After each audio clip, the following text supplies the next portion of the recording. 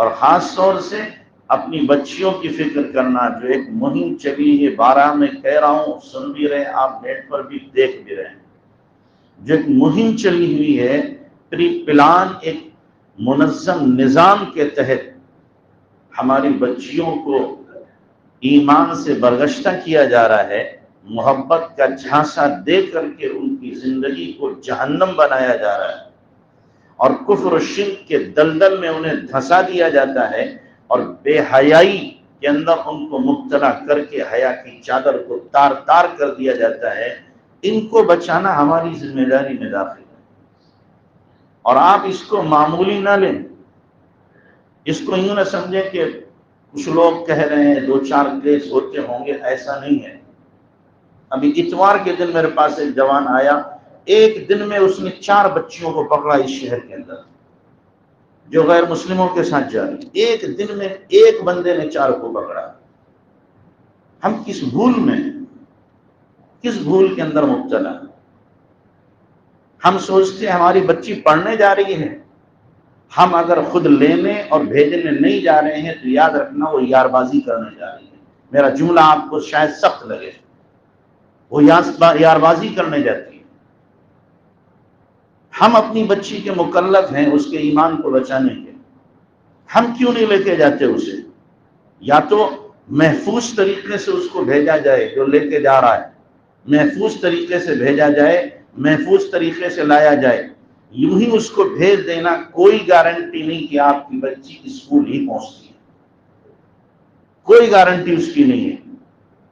آپ کی بچی لیٹ آتی ہے، 2 گھنٹے 3 گھنٹے لیٹ آ رہی ہے، کیا گارنٹی ہے وہ کہاں گئی ہوئی تھی؟ ہم بالکل پٹی باندھے ہوئے ہیں اور ایمان لائے ہوئے ہیں کس پر؟ خدا کے باغیوں اور خدا کے نافرمانوں کے اوپر۔ ہم نے جن کے ہاتھوں میں اپنی بچیوں کو دیا ہوا ہے، وہ کیا ہماری بچیوں کے ایمان کے محافظ ہوں گے؟ وہ ہماری بچیوں کے ایمان کی حفاظت کریں گے؟ جو خود ڈاکو ہو، کیا اس سے حفاظت کی امید کی جا سکتی ہے؟ جو خود بے حیا ہو، کیا اس سے حیا کی توقع کی جا سکتی ہے؟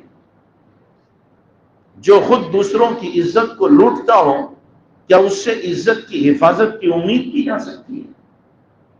ہم کتنے بھولے بن جاتے ہیں یہاں پر آ کر کے، کتنے بھولے بن جاتے ہیں، ہم سوچتے نہیں اس چیز کو۔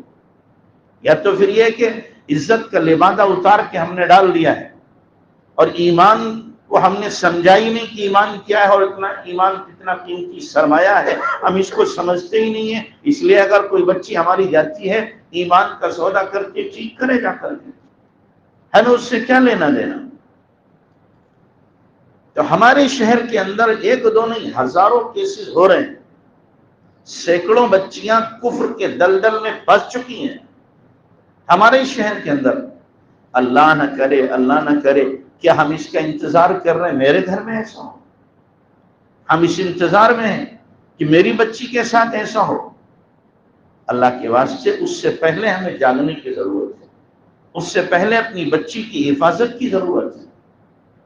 ابھی 3 دن پہلے ٹھاکر دوارا سے 2 بچیاں بھاگ کر کے مراد آباد میں آئیں، ایک بھنگی کے ساتھ جانے والی تھی، ہاتھوں ہاتھ ان کو پکڑا گیا۔ ٹھاکر دوارا سے بھاگ کر یہاں آئیں اور نامعلوم ان کو کہاں جانا تھا۔ ہم کس بھول میں ہیں؟ کیا سوچ رہے ہیں؟ وہ تو مکمل یہ بات ٹھان کر بیٹھے ہوئے ہیں کہ ہمیں ایمان والی بچیوں کے ایمان اور ان کی عزت کو خراب کرنا ہے، اور ہم کان میں تیل ڈال کے پڑے ہوئے ہیں۔ ہمیں کوئی شکل ہی نظر نہیں آتی، ہم کیا کریں؟ ہم اتنا تو کر سکتے ہیں، اپنے گھر کا ماحول دینی بنے، یہ اتنا بھی نہیں کر سکتے؟ کیا ہم اپنے گھر میں تعلیم نہیں کر سکتے دین کی؟ کیا ہم اپنے گھر میں اپنی بچیوں کو قرآن نہیں سکھا سکتے؟ قرآن کا ترجمہ ان کو نہیں پڑھا سکتے؟ نبی علیہ الصلوۃ والسلام کی سنتیں ان کو نہیں بتا سکتے؟ یہی ہم نے آوارہ چھوڑ دیا، گھومتی پھرو، جہاں چاہو وہاں جاؤ، اور گھر کے اندر بھی رہو تو گھر کے اندر رہ کر بھی جیسی چاہو ویسی زندگی گزارو۔ سب سے پہلے اپنے گھر سے حفاظت ہوتی ہے. ہمارے گھر کا اگر ماحول دینی ہے، تعلیم ہو رہی ہے اور سیکھنا سکھانا ہو رہا ہے، قرآن کا ترجمہ بتایا جا رہا ہے، فضائل ان کے سامنے آ رہے ہیں، انبیاء کی زندگی، صحابیات کی زندگی، اللہ والوں کی زندگی ان کے سامنے آ رہی ہے، تو ان کی زندگی غیر شعوری طور پر انشاءاللہ بدل کے رہے گی. لیکن ہمیں تو اس کے لیے فکر ہی نہیں، ہمیں کمانے سے فرصت نہیں. دھڑلے سے کہہ دیتے ہیں جی میرے پاس وقت ہی نہیں ہے، کیا کریں، ہم تو صبح کو جاتے ہیں شام کو آتے ہیں. پھر کیوں پیدا کیا ان بچوں کو جو وقت نہیں ہے ان کے دینے کے لیے؟ فاقہ ہو جائے یہ برداشت کرو کہ ہمیں کمانے کا وقت نہیں ملا، اس لیے بچوں کو فاقہ ہوا، یہ تو برداشت کرو. لیکن ان کے ایمان پر ضرب آ جائے، یہ کفر کے دلدل میں پھنس جائیں، اس کو گوارا نہ کرو. آپ کے بچے بچیوں کو فاقہ ہوا، قیامت میں اس کا سوال نہیں ہوگا. نبی کی بچیوں کو فاقہ ہوا ہے، نبی کے نواسوں کو فاقہ ہوا ہے، اس کا سوال نہیں ہوگا. ہاں اس کا سوال ضرور ہوگا کہ آپ نے اپنے بچے بچیوں کے ایمان کی حفاظت کیوں نہیں کی. اس میں ہماری گرفت ہوگی، اس میں ہماری پکڑ ہوگی. اس لیے اللہ کے واسطے اپنی بچیوں کی نگرانی کرو. ان اسکولوں میں صرف پڑھاؤ جہاں بچیاں پڑھتی ہیں، اور جہاں پورا لباس پہنایا جاتا ہے ان اسکولوں میں پڑھاؤ. آدھا لباس جہاں اسکرٹ پہنایا جاتا ہے اور جہاں سر کھلا رہتا ہے ان اسکولوں میں پڑھاؤ مت. میں نے اس سے پہلے بھی کہا تھا، ہماری بچی جاہل رہے یہ بہتر ہے اس سے کہ اس کا ایمان چلا جائے. ہم گھر کے اندر رکھ کر کے اس کے ایمان کی حفاظت کریں، اس سے یہ بہتر ہے اس سے کہ ہماری بچی اسکول کی اعلیٰ تعلیم تو حاصل کر رہی ہو لیکن اپنے ایمان کا سودا کر چکی ہو، اپنی حیا کو تار تار کر چکی ہو. تو اس لیے اپنی بچیوں کی ایمان کی حفاظت کے ساتھ تعلیم دلاؤ، حیا کی حفاظت کے ساتھ تعلیم دلاؤ. اور یہ اس لیے بھی ہو رہا ہے، اس لیے بھی ہو رہا ہے کہ ہماری بچیوں کی عمریں زیادہ ہو جاتی ہیں، شادی ہوتی نہیں ہے. تو ظاہر ہے کہ جس طریقے سے آدمی کو بھوک لگے، اگر اس کو حلال روزی نہیں ملتی تو کوئی نہ کوئی وہ ضرور ایسی حرکت کرے گا کہ اس کو کھانا ملے، حرام کا ملے حلال کا ملے. جب بےتابی ہوتی ہے تو کسی سے چھینے گا، جھپٹا مارے گا، چوری کرے گا، کچھ نہ کچھ کر کے اپنے پیٹ کو بھرے گا. جس طریقے سے پیٹ کی بھوک ہے ایسے ہی شہوت کی بھوک ہے. جب حلال طریقے سے شہوت پوری نہیں ہوگی تو یاد رکھنا حرام کی طرف قدم بڑھ کے رہے گا، حرام کی طرف قدم بڑھے گا، چاہے وہ لڑکا ہو چاہے وہ لڑکی ہو. اگر حلال طریقے سے اس کی خواہش پوری نہیں ہوئی تو حرام کی طرف اس کو جانا ہی ہے. شرم کی بات ہے لیکن آپ کو سنا رہا ہوں، شاید آپ کا دل جاگے، آپ کی آنکھیں کھلیں. میرے پاس کتنے لڑکے آئے، کتنے فون آئے کہ ہم شادی نہیں کر سکتے. کیوں؟ اس لیے کہ شادی کے قابل نہیں رہے، انہوں نے اپنی جوانی کو برباد کیا. کیا اس بچے کا اگر جرم ہے اس ظالم باپ کا جرم نہیں ہے جس نے شادی نہیں کی؟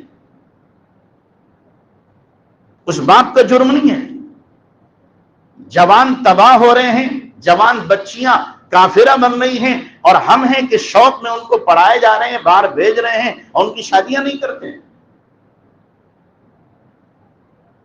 جب 25 سال 30 سال کی بچی ہوگی اور اس کا نکاح نہیں ہوگا تو یقینی طور پر وہ اپنی خواہش کو ناجائز طریقے سے پورا کرے گی. اللہ یہ کہ کوئی ولیہ ہو، کوئی رابعہ بصریہ ہو جائے، کوئی عائشہ فاطمہ ہو جائے تو بات الگ ہے. لیکن 99% جوان لڑکے اور جوان لڑکیاں گناہ سے نہیں بچتے، نہیں بچتے. کوئی اگر قرآن میں ہاتھ میں قرآن لے کر قسم بھی کھائے نا تو میں ماننے کے لیے تیار نہیں. جو ماحول اتنا گندگی کا، بے حیائی کا، بے غیرتی کا اور چاروں طرف سے گناہوں کی دعوت کا ماحول ہے، اس دعوت کے ماحول میں بچ جانا آسان کام ہے، کوئی آسان کام ہے.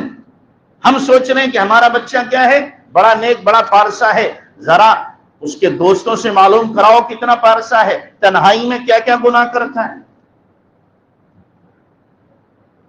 جو انہوں نے بتایا 4 بچیاں پکڑی گئی، ایک بچی کے گھر وہ جوان پہنچا، اس کی ماں سے جا کر کے کہا کہ دیکھو تمہاری بچی فلاں غیر کے ساتھ میں نے دیکھا موٹر سائیکل بیٹھی ہوئی تھی، اس سے باتیں، نہیں میری بچی تو بڑی نیک ہے، پڑھنے گئی تھی۔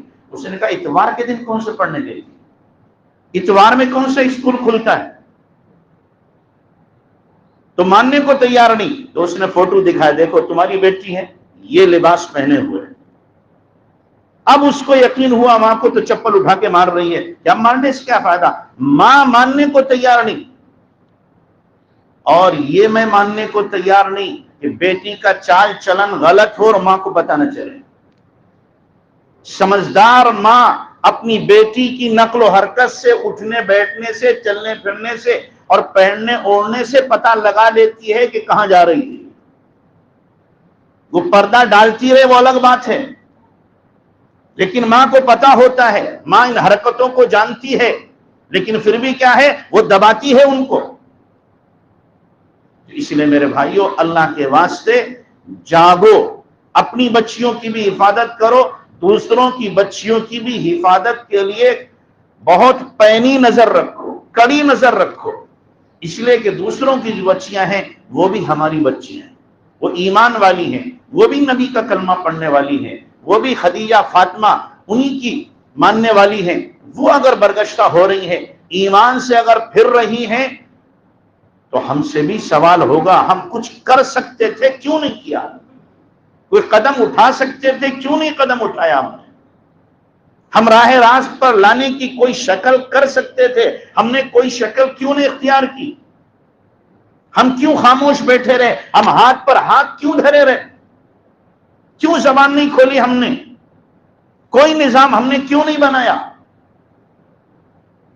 تو ہم اسی طریقے سے اگر غفلت شیاری کا شکار رہے تو یاد رکھنا ہم بھی نہیں بچیں گے، ہماری بھی پکڑ ہو، اور کہیں ایسا نہ ہو ہمارے اپنے گھر میں خدا نہ کرے یہی طوفان اور یہی ہلاکت خیزی کا سامان تیار ہو جائے، ہمارے گھروں میں نہ ہو جائے۔ تو اس لیے میرے بھائیو، آپ سے گزارش ہے، درخواست ہے، درد مندانہ درخواست ہے، خدا کے لیے جاگو، اپنی بچیوں کو تو یا تو حفاظت کے ساتھ لاؤ لے جاؤ، یا پھر کیا ہے، حفاظت کے ساتھ وہ کسی گاڑی میں جا رہی ہوں جہاں صرف بچیاں جاتی ہوں، بچے نہ جاتے ہوں، یا پھر اگر آپ یہ نظم نہیں کر سکتے ہو اور صرف بچیوں کے اسکول میں نہیں پڑھا سکتے ہو، خدا کے لیے بچیوں کو اپنے گھر میں رکھ کر ان کی شادی کر کے انہیں رخصت کرو، یوں بے محابہ نہ بھیجو کہ جہاں چاہیں پھریں جا کر کے، اور کوئی ان پر روک ٹوک کرنے والا نہیں، کوئی سوال کرنے والا نہیں، کوئی پوچھنے والا ان سے نہیں۔ اس طریقے سے ہم کریں گے، یاد رکھنا دین، ہم تو بدنام ہوں گے ہی، ہمارا خاندان بدنام ہوگا ہی، دین اسلام بھی بدنام ہوگا، دین اسلام بھی بدنام ہوگا، اسلام پر بھی حرف آئے گا، ضرب کاری لگے گی اسلام پر بھی۔ الٹی چال شروع ہو گئی۔ ہماری محنت اتنی ہونا چاہیے تھی کہ غیر ایمان میں داخل ہوتے، لیکن ہم نے جب محنت کو چھوڑا تو اب کیا ہے، ہمارے اپنے کیا ہیں، ایمان کو چھوڑ کر بے دینی اور کافرانہ زندگی اختیار کرنے کو تیار ہو۔ جب ہم دین کی محنت نہیں کریں گے، یاد رکھنا جو دین اللہ نے دیا ہے اس دین کے لیے لب کشائی نہیں کریں گے تو یہی ہوگا۔ اس لیے کہ یا تو انسان داعی ہوتا ہے یا مدعو ہوتا ہے، یا تو کسی کی دعوت کو قبول کرے گا یا اپنی دعوت دے گا۔ یہ نہیں ہو سکتا کہ جناب نہ میں کسی کو دعوت دیتا ہوں نہ کسی کی قبول کرتا ہوں، یہ ممکن ہی نہیں ہے۔ یا تو آپ حق کو قبول کرو گے، حق نہیں قبول کرو گے تو باطل خود آپ کے گھر کے اندر داخل ہو جائے گا، اور داخل ہو چکا۔